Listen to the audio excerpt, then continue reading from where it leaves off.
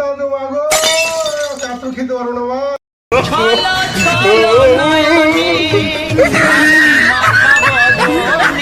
সেদিনটা শুনলাম তুই যা কিচ্ছু জামাইকে কি দিয়ে ভাত দিবি। অত সস্তা না, মাংস নিয়ে আসছি আজকে তোমাকে বাটি ভরে দেবো আমি।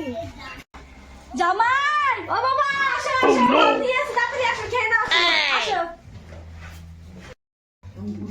যাক শাশুড়ি মা তাহলে আজকে মাংস এনেছে, যাক দেখি মাংস দিয়েই খাই আজকে।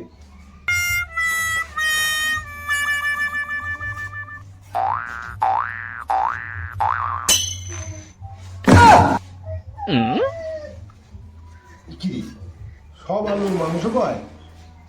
হ্যাঁ শাশুড়ি তো আচ্ছা ঝামেলা শুরু করলো, মাত্র ছোট্ট ছোট দুটি মাংস আর সব আলু। ঠিক আছে, আমাকে নাটক করতে হবে। দেখি ও মা গো, আমি এত খাবার খেতে পারবো না মা, তুমি কোথাও তো মা গো এত খেতে পারবো না মা। আর মা গো আমি এত খাবার আমি খেতে পারবো মা, এত মাংস তোমার শুধু খেতে হবে মা। আমি তো খাবো না। জামাই আমাকে আগে খেপে আমাকে মেরে গা লাল করে দিয়েছে। আমিও খাবো না। কি বলি বাবা, আজ তো আমি খাবো না, আজ তো আমার উপাস। তুমি খাও বাবা, তুমি খাও, কত কষ্ট করে রান্না করেছি, তুমি খাও।